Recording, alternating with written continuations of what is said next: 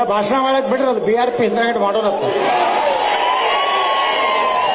ಇನ್ನು ಮ್ಯಾಗ ನಮ್ಮದೇ 2028 ಕರ್ನಾಟಕದಾಗ ಭಗವಾರ್ ರಾಜ ಬರ್ತದೆ. ಎಲ್ಲಾರು ಕೂಡ ಭಗವಾನ್ ರಾಜ ತರ್ತಿರಲ್ಲೋ, ಪಾಕಿಸ್ತಾನಕ್ಕೆ ಮೆಟ್ಟಲ್ಲಿ ಹೊಡಿತಿರಲ್ಲೋ.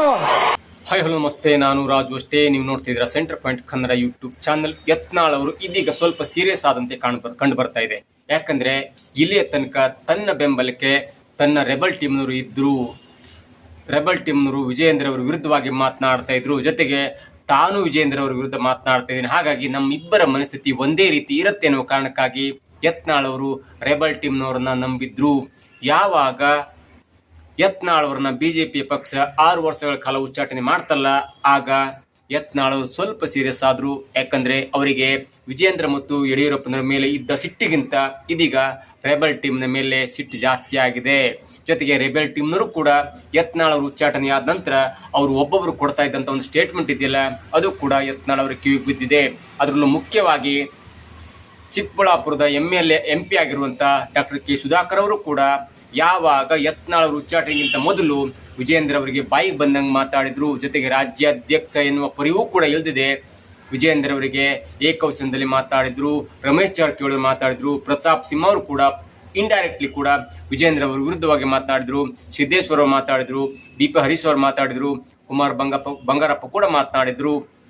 ಆದರೆ ಯಾವಾಗ ಯತ್ನಾಳ್ ಉಚ್ಚಾಟನೆ ಆಯ್ತಲ್ಲ, ಅದರಿಂದ ಗಲಿಬಿಲಿಗೊಂಡಂತ, ಅದರಿಂದ ಸ್ವಲ್ಪ ಹಿನ್ನಡೆಯಾದಂಥ ರೆಬೆಲ್ ಟೀಮ್ನವರು ಎಲ್ಲರೂ ಕೂಡ ಯತ್ನಾಳ್ ಅವರ ಮೇಲೆ ಮುಗಿಬಿದ್ದು, ಯತ್ನಾಳ್ ಅವರು ಹಾಗೆ ಮಾತಾಡಬಾರ್ದಿತ್ತು, ಪಕ್ಷಕ್ಕೆ ಮುಜುಗರವನ್ನು ತರಬಾರ್ದಿತ್ತು, ಪಕ್ಷದ ಇಕ್ಕಟ್ಟಿನಲ್ಲಿ ಒಂದು ಶಿಸ್ತಲ್ಲಿ ಇರಬೇಕಿತ್ತು. ಜೊತೆಗೆ ಯತ್ನಾಳ್ ಅವರು ತನ್ನ ಮಾತಿಗೆ ಸಿಗ್ತಾ ಇಲ್ಲ ಅಂತ ರಮೇಶ್ ಜಾರಕಿಹೊಳಿ ಅವರು ಕೂಡ ಹೇಳಿದ್ರು.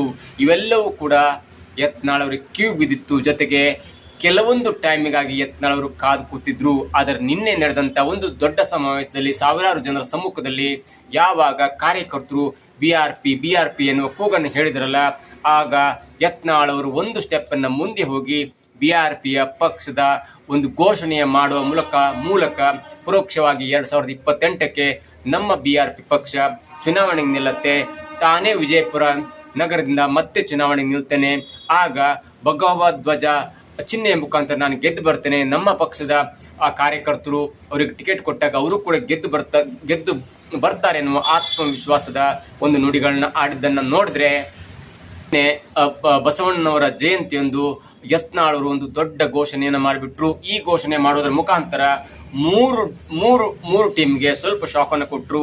ಅದು ಒಂದಂದ್ರೆ ಕಾಂಗ್ರೆಸ್ಗೆ, ಬಿಜಾಪುರದಲ್ಲಿ ಕಾಂಗ್ರೆಸ್ ಗೆಲ್ಲೇಬೇಕೆನ್ನುವ ಪಣವನ್ನು ತೊಟ್ಟು ಇದೀಗ ಮತ್ತೊಂದು ಪ್ಲಾನ್ ಹಾಕೊಳ್ತೈತೆ. ಯಾಕಂದ್ರೆ ಹಿಂದೂಗಳ ಮತ ಯತ್ನಾಳ್ ಪರ ಮತ್ತು BJP ಪರ ಇರುತ್ತೆ. ಹಾಗಾಗಿ ಕಾಂಗ್ರೆಸ್ ಅಲ್ಲಿ ಸಲೀಸಾಗಿ ಗೆಲ್ಬಹುದು ಎನ್ನುವ ಒಂದು ಪ್ಲಾನ್ ಅನ್ನು ಹಾಕೊಂಡಿತ್ತು. ಆದ್ರೆ ಇದೀಗ ಯತ್ನಾಳ್ ಅವರು ಯಾವಾಗ ಹೊಸ ಪಕ್ಷದ ಘೋಷಣೆ ಎನ್ನುವ ಪರೋಕ್ಷ ಒಂದು ಹೇಳಿಕೆಯನ್ನು ಕೊಟ್ಟರಲ್ಲ, ಆಗ ಕಾಂಗ್ರೆಸ್ಗೂ ಸ್ವಲ್ಪ ಹಿನ್ನಡೆ ಆಗುವಂತ ಒಂದು ಸಂಭವ ಇದೆ. ಯಾಕಂದ್ರೆ ಯತ್ನಾಳ್ ಅವರು ಸ್ವತಂತ್ರ ಅಭ್ಯರ್ಥಿಯಾಗಿ ಅಥವಾ ಒಂದು ಸ್ವಂತ ಪಕ್ಷವನ್ನು ಕಟ್ಟಿ ಏನಾದರೂ ಬಿಜಾಪುರ ನಗರದಲ್ಲಿ ಮತ್ತೆ ನಿಂತರೆ ಅವರು ಆರಾಮಾಗಿ ಗೆದ್ದು ಬರ್ತಾರೆ ಎನ್ನುವುದು ಅಲ್ಲಿನ ಕಾರ್ಯಕರ್ತರು ಹೇಳುವಂತ ಮಾತು. ಜೊತೆಗೆ ಒಂದು ವೇಳೆ ಯತ್ನಾಳ್ ಅವರು ಹೊಸ ಪಕ್ಷ ಕಟ್ಟಿ ನಿಂತರೂ ಕೂಡ ಅಲ್ಲಿ BJP ತನ್ನ ಕ್ಯಾಂಡಿಡೇಟ್ ಅನ್ನು ಹಾಕುವುದಿಲ್ಲ ಎನ್ನುವುದು ಇದೀಗ ಉನ್ನತ ಮಾಹಿತಿಯ ಪ್ರಕಾರ ನಮ್ಗೆ ಸಿಗ್ತಾ ಇದೆ. ಯಾಕಂದ್ರೆ ಈಗಾಗಲೇ ಹೇಳಿದಂತೆ ಯತ್ನಾಳ್ ವಿರುದ್ಧವಾಗಿ ಸ್ಪರ್ಧೆ ಮಾಡಿದರೆ ಮತ್ತೆ ಅದು ನಮ್ಮ ಪಕ್ಷಕ್ಕೆ ಹಿಂದುತ್ವದ ವಿರೋಧಿ ಅಜೆಂಡಾ ಆಗುತ್ತೆ. ಮತ್ತು ಕಾರ್ಯಕರ್ತರು ಕೂಡ ಯತ್ನಾಳ್ ಅಂತ ಹಿಂದುತ್ವದ ಕಾರ್ಯಕರ್ತರ ವಿರುದ್ಧವಾಗಿ ನೀವು ಯಾಕೆ ಕ್ಯಾಂಡಿಡೇಟ್ ಹಾಕಿದ್ರಿ, ಆ ಕ್ಯಾಂಡಿಡೇಟ್ ಹಾಕೋದ್ರಿಂದ ಮತಗಳು ಸ್ಪ್ಲಿಟ್ ಆಗಿ ಕಾಂಗ್ರೆಸ್ನ ಅಭ್ಯರ್ಥಿ ಗೆಲ್ಲುವಂತ ಚಾನ್ಸ್ ಇರುತ್ತೆ ಎನ್ನುವ ಆಪಾದನೆ ಕೂಡ ತಮ್ಮ ಮೇಲೆ ಬರುತ್ತೆ ಅನ್ನೋ ಕಾರಣಕ್ಕಾಗಿ ಅದು BJP ಕೂಡ ಹಿನ್ನಡೆಯಾಗತ್ತೆ.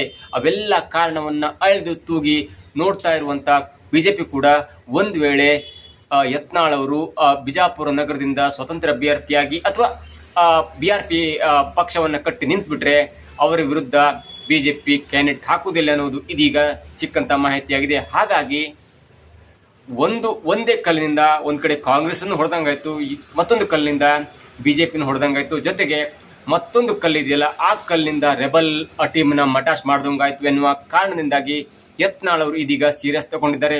ಚುನಾವಣೆಗೆ ಇನ್ನೂ 3 ವರ್ಷ ಬಾಕಿ ಇದೆ.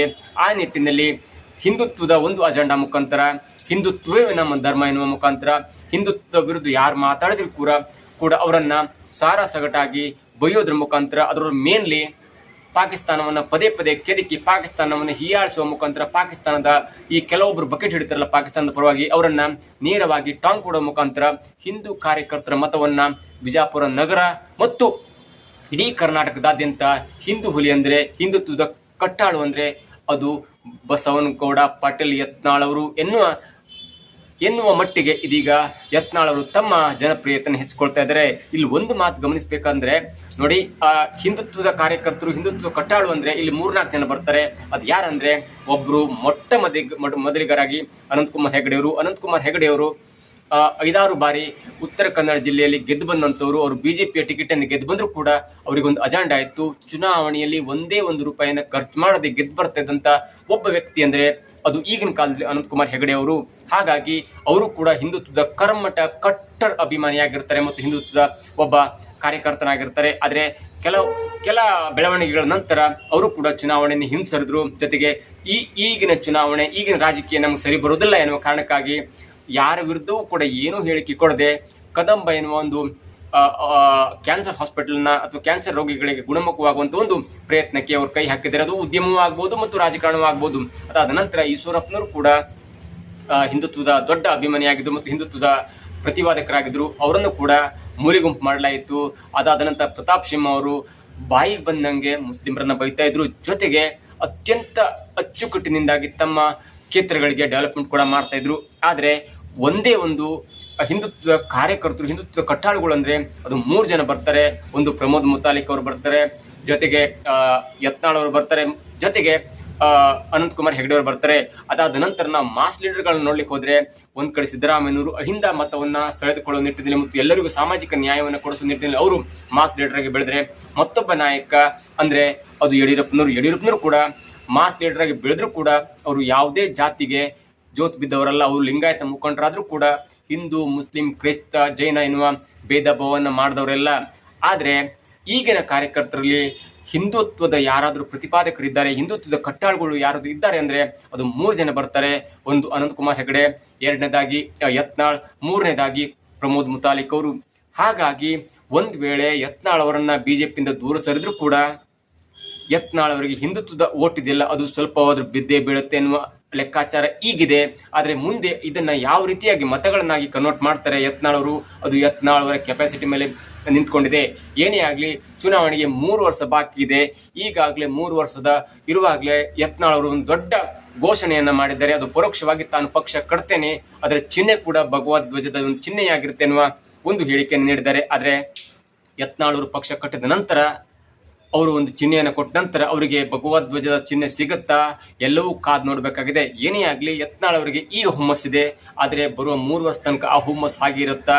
ಜೊತೆಗೆ ರೆಬಲ್ ಟೀಮ್ನವರು ಏನಾದರೂ ಮತ್ತೆ ಯತ್ನಾಳ್ ಅವರನ್ನ ಮನವೊಲಿಸಿ ಬಿಜೆಪಿ ಕರೆತರುವಂತ ಒಂದು ಪ್ರಯತ್ನ ಮಾಡ್ತಾರೆ, ಅಥವಾ ಬಿಜೆಪಿಯಿಂದ ಬಿಜೆಪಿಯ ಬೆಳವಣಿಗೆ ಬೇಸತ್ತು ರೆಬಲ್ ಟೀಮ್ನವರು ಕೂಡ ಯತ್ನಾಳ್ ಅವ್ರ ಜೊತೆ ಹೋಗ್ತಾರಾ, ಅಥವಾ ಹೋದ್ರೆ ಯತ್ನಾಳ್ ಅವರು ಈ ರೆಬಲ್ ಟೀಮ್ ಅನ್ನು ಸೇರಿಸ್ಕೋತಾರ, ಎಲ್ಲವೂ ಕೂಡ ಯಕ್ಷ ಪ್ರಶ್ನೆಯಾಗಿ ಉಳಿದಿದೆ. ಆದ್ರೆ ಏನೇ ಆಗಲಿ ನಿನ್ನೆ ನಡೆದಂತ ಬಿಜಾಪುರ ನಗರದಲ್ಲಿ ನಡೆದಂತ ಬಸವ ಜಯಂತಿಯಂದು ಯತ್ನಾಳ್ ಅವರು ದೊಡ್ಡ ಘೋಷಣೆಯನ್ನ ಮಾಡಿ BRP ಪಕ್ಷವನ್ನ ಕಟ್ಟುವ ನಿಟ್ಟಿನಲ್ಲಿ ಒಂದು ಹೆಜ್ಜೆಯನ್ನ ಇಟ್ಟಿರುವುದು ಇದೀಗ ಅವರ ಮಾತಿನಿಂದ ಅರ್ಥವಾಗುತ್ತೆ.